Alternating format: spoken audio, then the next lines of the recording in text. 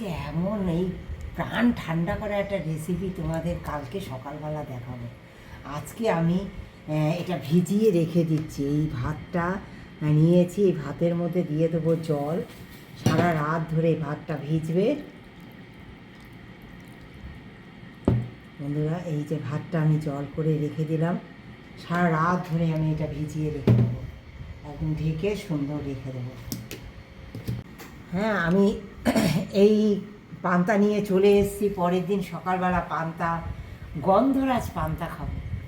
তার জন্য নিয়ে নিয়েছি একটা গন্ধরাজ লেবু কেটে নিয়ে নিয়েছি, গন্ধরাজ পাতা নিয়ে নিয়েছি, শুকনো লঙ্কা পুড়িয়ে নিয়েছি, কাঁচা লঙ্কা নিয়েছি, নেব আলু মাখা, নেব পটল ভাজা, হ্যাঁ নেব পটল ভাজা, পেঁয়াজ, কাঁচা পেঁয়াজ।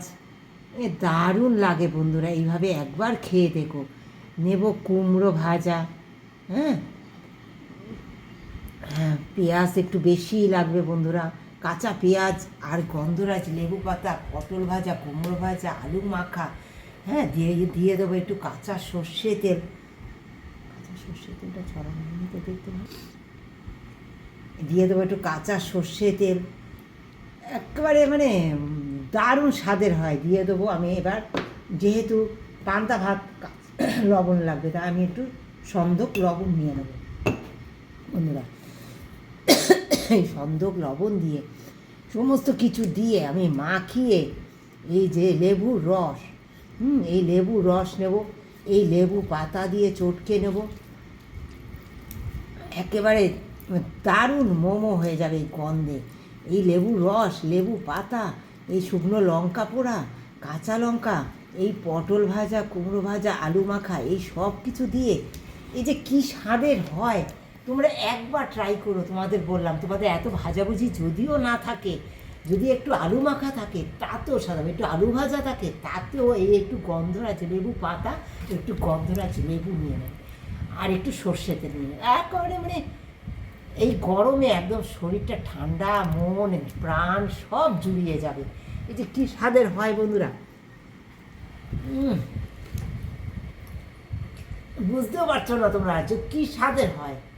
কখনো কেউ যদি খেয়ে না থাকো, একবার আমাকে কমেন্ট করে জানিও। আর এই গরমে একবার ট্রাই করো, সকলকে অনুরোধ করলাম।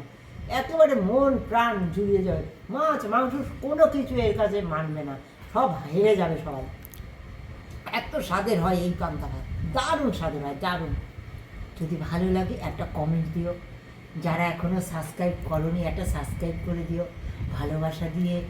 জানি প্রথম থেকে শেষ পর্যন্ত যারা আমার সঙ্গে ছিলে তাদেরকে জানাই অনেক ধন্যবাদ। এইভাবে ভালোবাসা দিয়ে আমার সঙ্গে থেকো, পুরো ভিডিওটা ওয়াচ করো, যেন তোমাদের মতো এগিয়ে যেতে পারি। ভালোবাসা দিয়ে অবশ্যই আমার সঙ্গে আছো বলে তো আমি প্রতিদিন তোমাদের সঙ্গে সুন্দর একটা একটা করে ভিডিও দিতে পারছি। যারা নতুন বন্ধু, যারা পুরাতন বন্ধু, সকলকে জানাই অনেক ধন্যবাদ। তোমরা একটু আমার ভিডিওগুলো শেয়ার করো বন্ধুদের সঙ্গে, নতুন নতুন বন্ধুদের সঙ্গে, আত্মীয় স্বজনের মধ্যে, সকলের মধ্যে শেয়ার করো যে আমার ভিডিওগুলি কেমন লাগে। অবশ্যই শেয়ার করো বন্ধুরা। এইভাবে যেন আমরা সকলে এগিয়ে যেতে পারি, তোমরা এইভাবে পাশে থেকো।